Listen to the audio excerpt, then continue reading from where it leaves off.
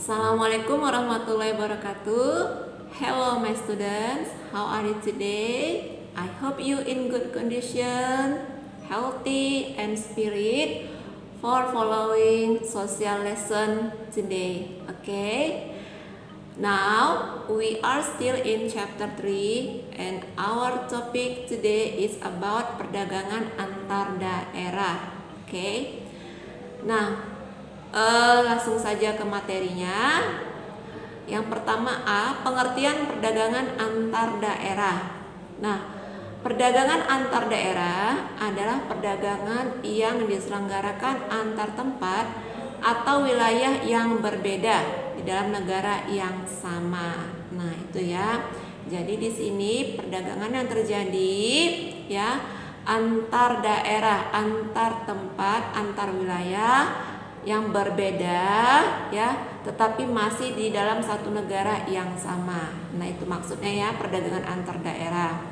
Kemudian perdagangan antar daerah ini juga disebut sebagai perdagangan domestik. Nah, contohnya di sini perdagangan antar daerah Provinsi Sumatera Utara dengan Jawa Barat, atau misalnya perdagangan antar daerah Provinsi DKI Jakarta dengan Provinsi Riau ya. Nah, itu contohnya. Kemudian perdagangan antar daerah ini juga jauh lebih bebas ya, dan untuk wilayah-wilayah di dalam negara yang sama jarak pasar cenderung lebih pendek. Kemudian kerangka kerja kelembagaan dan moneternya juga biasanya sama ya. Jadi transaksinya mulai daripada kerangka kerjanya, kemudian nilai tukar mata uang yang digunakan juga masih biasanya digunakan yang sama karena dia masih dalam suatu negara. Oke ya. Next, ada beberapa karakteristik perdagangan antar daerah. Nah, yang pertama adanya spesialisasi, yaitu dasar suatu daerah ya, suatu negara mengkhususkan wilayah tersebut ya masuk dalam produksi komoditas tertentu, maka daerah lain di negara itu akan membeli komoditas dari wilayah itu dan bukan memproduksi komoditas yang sama. Nah, itu maksudnya ya.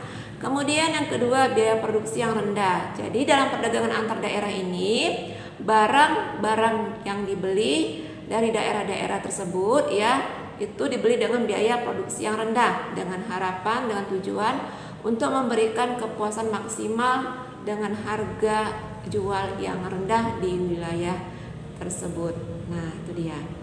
Kemudian yang ketiga, pertukaran barang. Tujuan dari perdagangan antar daerah adalah untuk pengadaan barang-barang di daerah yang tidak memiliki ketersediaan atau tidak memiliki persediaan dalam jumlah kecil ya dari daerah yang kemampuan produksinya surplus. Artinya ya, dengan adanya perdagangan antar daerah ini maka ya barang-barang yang di daerah yang tidak memiliki persediaan ya atau memiliki persediaan tetapi sedikit ya dalam jumlah yang sedikit, maka akan diambil atau akan dikirim dari daerah yang produksinya surplus seperti itu ya. Jadinya ada sehingga terjadinya pertukaran barang. Nah, itu dia. Kemudian berikutnya adanya saling kerjasama ya. Jadi para pedagang yang melakukan perdagangan antar daerah ini akan berpindah dari suatu daerah ke daerah lain sehingga ya di daerah tersebut terjadi interaksi ya, terjadi komunikasi antara para pedagang dan kemudian menciptakan hubungan kerjasama yang baik. Nah, itu dia. Berikutnya mengejar laba ya, mengejar laba dalam perdagangan antar daerah. Produsen ingin menjual barangnya di tempat di mana dia bisa mendapatkan keuntungan yang maksimal seperti itu. Jadi artinya keuntungan ini juga merupakan salah satu tujuan ya yang ingin didapati oleh produsen, tujuan yang maksimal, laba yang maksimal maksudnya seperti itu. Kemudian yang keenam, terarah pada konsumen. Nah, pada perdagangan antar daerah, produsen akan memproduksi barang-barang yang memang dibutuhkan dan disukai oleh konsumen.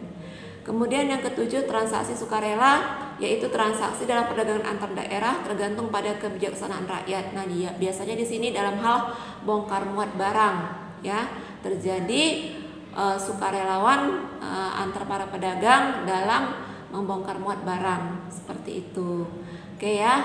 Nah, itulah dia mengenai beberapa karakteristik perdagangan antar daerah. Kemudian C, perdagangan antar daerah di Indonesia. Nah, Indonesia memiliki aneka ragam kegiatan ekonomi penduduk yang disebabkan karena pola penggunaan lahan dan juga pemukiman penduduknya juga berbeda-beda.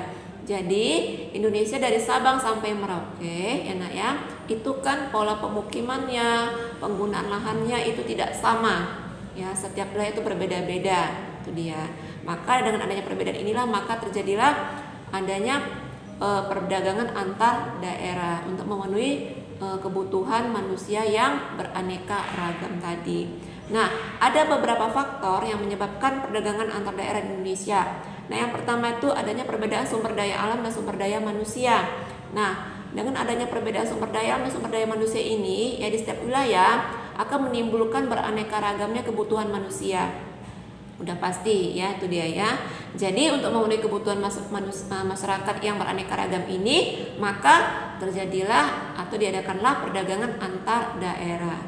Kemudian faktor berikutnya, daerah penghasil sumber daya alam atau bahan mentah tidak memiliki pabrik untuk mengolah bahan mentahnya atau hasil alamnya, sehingga daerah tersebut ya mengirim bahan mentahnya ke wilayah atau daerah yang ada pabriknya, sehingga bahan mentah tersebut dapat diolah dan diproduksi menjadi barang jadi atau setengah jadi. Jadi ada beberapa wilayah itu ya yang dia wilayahnya hanya menyediakan bahan mentah saja, ya tidak ada didirikan pabrik atau tidak ada di wilayah tersebut pabrik. Oleh karena itu wilayah tersebut mengirimkan bahan mentahnya ke wilayah yang ada pabriknya yang mampu mengolah bahan mentah tersebut sehingga menjadi barang setengah jadi atau barang jadi yang bisa dipakai, yang bisa dijual ke konsumen. Oke ya. Nah, itulah beberapa faktor yang menyebabkan terjadinya perdagangan antar daerah di Indonesia. Kemudian yang terakhir, nah, ada beberapa jenis komoditas ya yang diperdagangkan dalam perdagangan antar daerah di Indonesia ini ya. Itu bisa meliputi dari hasil hutan, pertanian dan peternakan. Nah, contoh di sini komoditas perdagangan hasil hutan itu meliputi kayu, getah, dan rotan. Dan komoditas ini banyak berasal dari Pulau Kalimantan, Pulau Sumatera dan Pulau Jawa ya. Dan pangsa pasar utama produknya adalah ke pulau-pulau Jawa seperti itu ya. Itu dari hutan. Kemudian ada komoditas perdagangan dari hasil pertanian.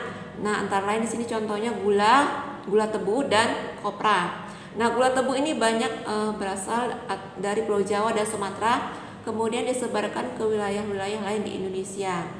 Kemudian kopra dari Sulawesi disebarkan ke beberapa wilayah di Indonesia untuk kebutuhan industri sabun atau minyak goreng.